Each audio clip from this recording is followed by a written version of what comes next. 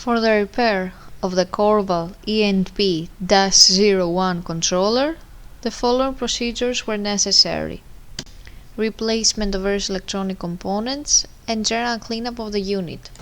For testing, we added 120 volt AC power supply, a potentiometer and a multimeter to measure the milliamp output.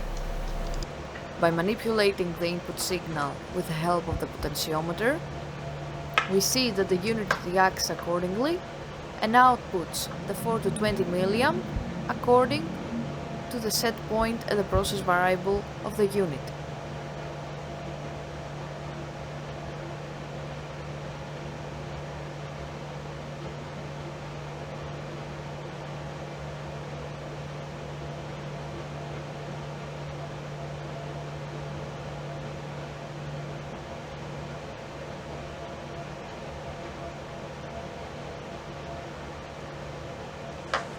It is now clear that the controller is working successfully and is ready to be delivered to the customer.